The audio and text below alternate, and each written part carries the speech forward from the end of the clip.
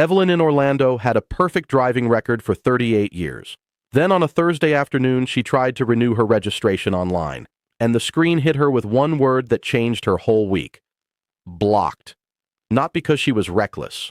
Not because she had a crash, because her insurance company switched her to paperless notices. A payment didn't go through for 2 days, and the DMV system saw a lapse before she ever did. By Monday, she had a letter warning her that her registration and driving privileges could be suspended.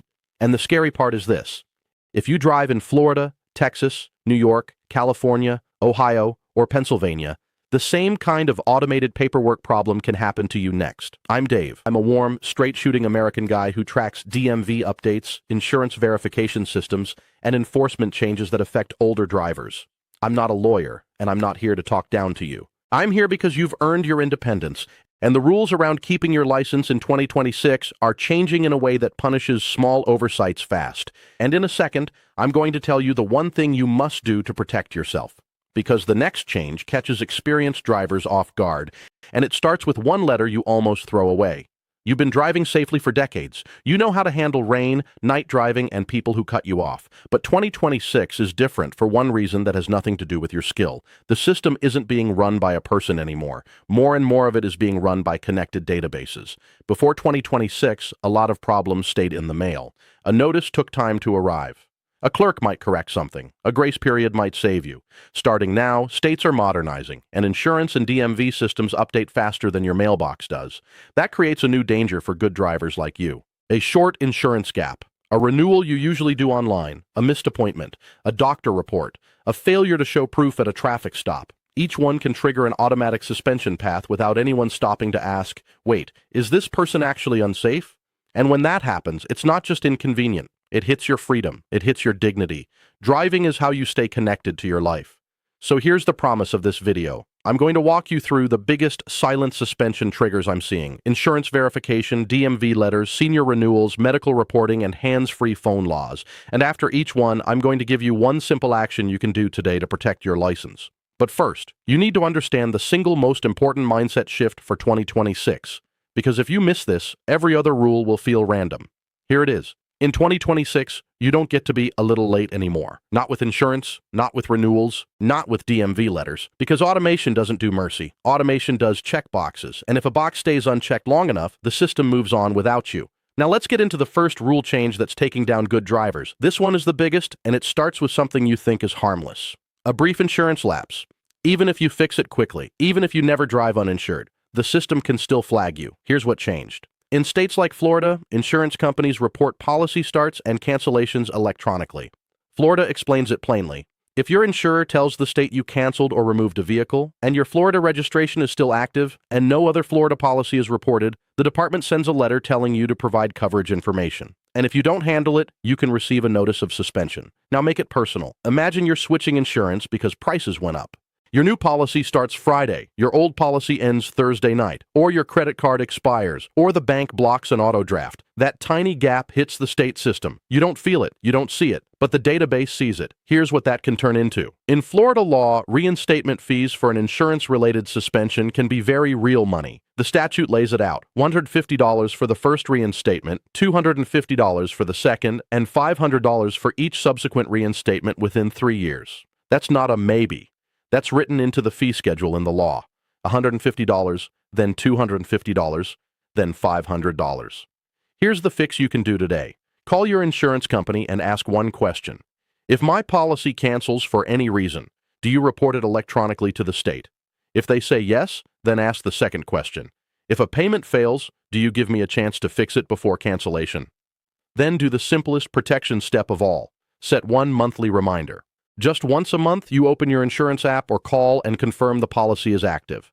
5 minutes to protect your freedom. And don't go anywhere, because the next trap is nastier. It's not about losing insurance. It's about the DMV not seeing your new insurance fast enough. That one catches people who did everything right.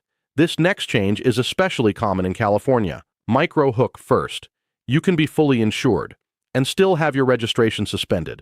What changed? California's DMV describes the triggers for registration suspension inside the Vehicle Registration Financial Responsibility Program. They explain that the program is required to suspend a vehicle's registration when insurance information isn't submitted within 30 days of being issued a registration card, and when the DMV is notified a policy was canceled and a replacement policy isn't submitted within 45 days. Now picture the real-life version. You switch insurers. The new agent says, "You're covered today." But the DMV database doesn't match yet, or the VIN is off by one character, or the insurer reports cancellation fast, but the replacement upload lags. So the DMV generates a notice. You receive it. And because you feel insured, you think, this must be a mistake. You set it aside. Then you get pulled over for something small. A rolling stop, a tail light. The officer runs your plate, and you find out on the roadside that the DMV has your registration marked suspended. That's the kind of moment that makes your stomach drop. The consequence is bigger than the fee. Yes, California mentions a $14 reinstatement fee to clear the suspension, but the bigger consequence is the suspended status itself. It turns normal driving into risk. It can lead to tickets. It can lead to towing in some situations. It can lead to a spiral. Here's the fix. If you get any DMV notice that contains the word insurance, treat it like a medical test result. Same day, not next week, same day. And when you call your insurer, confirm 3 things. Your VIN is correct, your policy number is correct, and the insurer has sent the DMV the updated insurance information. That single call prevents weeks of headache. Now the next change sounds boring until it hits you, because it starts with a piece of mail that looks like junk, and it ends with you standing at the counter saying, "But I never saw that letter." Microhook. In 2026, ignoring a DMV letter can suspend you faster than a speeding ticket. What changed? States like Florida make it clear they send insurance verification letters and expect you to respond. Florida even points people to their online portal to view copies of notices. That matters for you because the system assumes you got the message. Real-life scenario. You're 70. You keep your life simple. You don't live on your phone. You check your mail, but not every day. A DMV letter arrives while your grandkids are visiting or while you're dealing with a health appointment. It gets set aside. Maybe it gets mistaken for a bank ad. Days pass, the deadline passes, and the system escalates. Consequence. This is where older drivers feel blindsided because you didn't do anything dangerous. You didn't do anything wrong behind the wheel. You just didn't respond fast enough. And now you're proving you're compliant instead of just living your life. Fix. 2 actions. First, create your state's online DMV account if it exists. Not because you love technology, because you love staying independent. Second, tell one trusted person, spouse, adult child, neighbor, this one sentence. If you see anything from the DMV, hand it to me the same day. That one sentence saves licenses, and the next change is the one that hits seniors differently. Because it doesn't start at the DMV. It can start at your doctor's office, and once it starts, you're on a timeline. If you're still with me, here's the part most people miss entirely. A lot of experienced drivers think, as long as I don't get tickets, I'm fine. That used to be mostly true. In 2026, paperwork can move against you even when you're driving perfectly. If this is helping you, take 2 seconds and subscribe. Not for me, for you. Because these rules keep changing, and I want you to hear them clearly before they cost you your license. Now let's talk about medical reporting. Microhook. In some states, a doctor visit can trigger a DMV review, even if you feel fine. What changed? Pennsylvania is very direct about this. PennDOT says it is the law that healthcare personnel who are authorized to diagnose and treat disorders and disabilities report to PennDOT any patient age 15 or older who has been diagnosed with a condition that could impair their ability to safely operate a motor vehicle. Real-life scenario. You go for a routine appointment, you mention dizziness, or you start a new medication, or you have a mild stroke scare, or your blood sugar has been unstable. Your doctor's office does what the law requires. They report. Now, PennDOT may review your fitness to drive. They may request forms. They may request evaluations. They may request testing. Consequence. This is not about calling you a bad driver. It's about a process that can move forward while you're still trying to understand what's happening. And if you ignore the mail or miss the deadline, you can lose driving privileges faster than you ever imagined. Fix. If you get a medical review letter, don't panic. But do not delay. Call the number on the letter and involve your doctor's office immediately. Ask, what exactly was reported and what does the DMV need back from you? That's not begging. That's protecting your independence with paperwork. Now, the next change is totally different. It's not medical. It's not insurance. It's the thing millions of good drivers do at stoplights, and it's becoming one of the easiest tickets for police to write. Microhook. In many places, if you hold your phone, you can get pulled over for that alone. What changed? The U.S. Department of Transportation's Bureau of Transportation Statistics described that as of October 2021, 24 states plus Washington, D.C. prohibit all drivers from using handheld cell phones while driving. And they emphasize these are primary enforcement laws, meaning an officer can cite you for that alone. Now, I want to ask you a direct question. Have you ever sat at a red light, engine running, and picked up your phone just to check a message?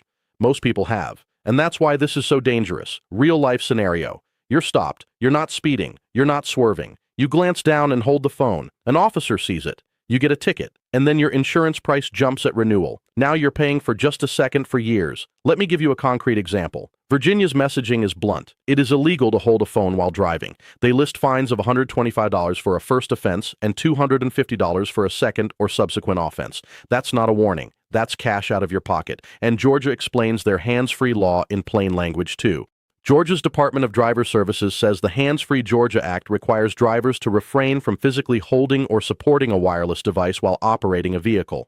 And they spell out penalties that increase. A first conviction is 1 point and up to a $50 fine. Second is 2 points and up to $100. Third or more is 3 points and up to $150. Fix. Make a hard rule for yourself. Before you put the car in gear, the phone goes into a holder, the console, or the glove box. If you need navigation, set it before the wheels roll. And if your phone rings, let it ring, because your freedom is worth more than any call. Now, the next change is one of the biggest reasons seniors get blindsided. It's not a ticket. It's not a crash. It's renewal rules that change with age, and the DMV expects you to know them. Microhook. You might not be allowed to renew the way you've always renewed. What changed? Texas is crystal clear about older driver renewals.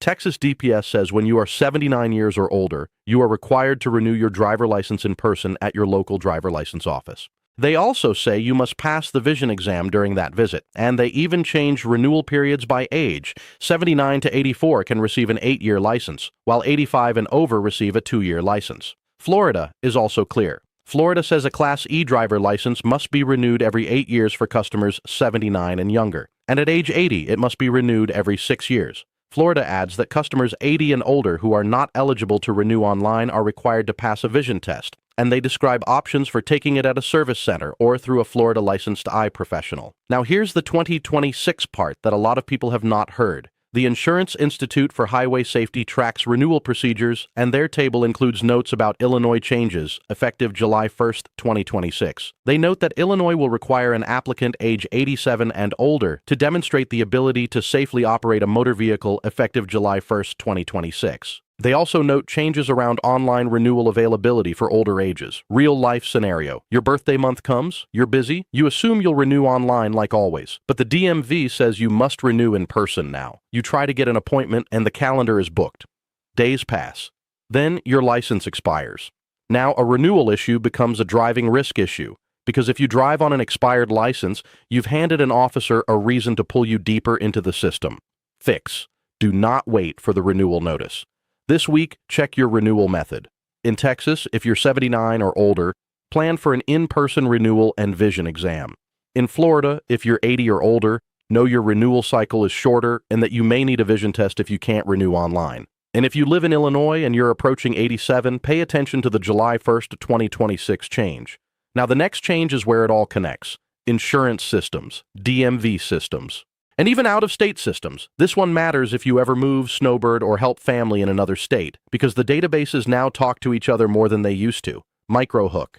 In 2026, you can't quietly keep 2 states happy anymore. The system tries to make you choose. What changed? AAMVA, the organization behind many DMV technology standards, describes a state-to-state verification service. They explain it allows a state to electronically check with participating states to determine if an applicant currently holds a driver license or ID card in another state. They say it limits a person to 1 driver license. And they say it enables a state to send a request to another state to surrender or invalidate a license or ID. Real-life scenario. You live in Ohio, but you spend winters in Florida. Or your daughter in Texas needs help with the grandkids, so you stay for months. You update an address in one state, but not the other.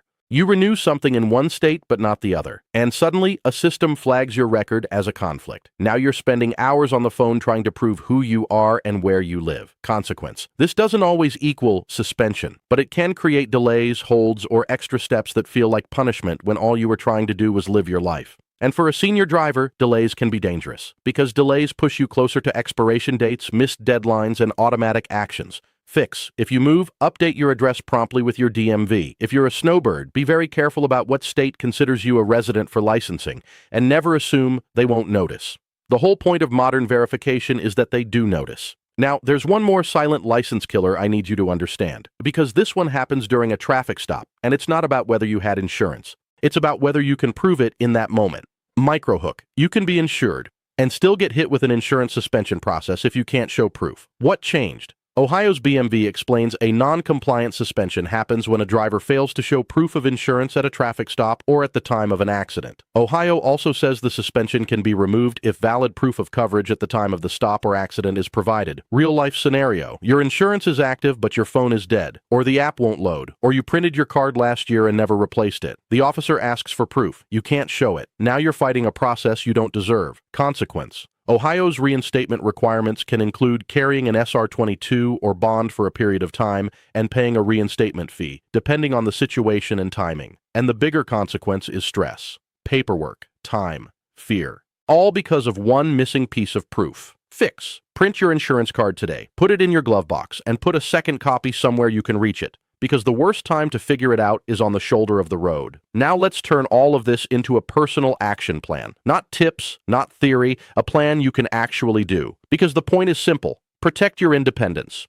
Here is exactly what I want you to do this week. First, do a 5-minute insurance confirmation. Call your insurer and verify 3 things. Your policy is active, the VIN is correct, and the state has the right policy on file. If you recently changed carriers, ask if the state database has been updated yet. Second, create a DMV mail rule. From today forward, any letter from the DMV gets opened the same day. If you don't like opening mail, hand that job to one trusted person in your life, because unopened mail is where automatic suspensions are born. Third, check your renewal method based on your age. If you're 79 or older in Texas, plan for in-person renewal and a vision exam. If you're 80 or older in Florida, know your cycle is shorter and you may need a vision test if you can't renew online. And if you live in Illinois and you're nearing 87, pay attention to what changes on July 1st, 2026. Fourth, fix the phone habit. No phone in your hand when the engine is running. If you need it, mount it. If it rings, let it ring. Because distracted driving laws are expanding, and primary enforcement means you can get pulled over for that alone. Fifth, if a medical review letter ever comes, don't panic and don't delay. Respond fast, call the number on the letter, involve your doctor's office right away, because the DMV clock doesn't care that you were scared or confused. Now let me land this with one warm truth. You've earned the right to drive to your life. You've earned your independence. But 2026 is different, not because you became a bad driver, because the system became faster, stricter, and more automatic. So here's the one takeaway I want burned into your memory. Small oversights now carry big consequences. Handle the small stuff early and you stay free. Wait too long and the computer decides for you. Tell me in the comments, what surprised you most? Was it the insurance lapse rules, the medical reporting, the in-person renewal changes, or the hands-free phone laws? I read every single comment. If you want me to continue with the next section, where I'll cover exactly what to do the moment you receive a suspension notice, how to check your insurance status online in states like New York, and the fastest ways to clear common DMV holds, type the word "continue" and I'll keep going.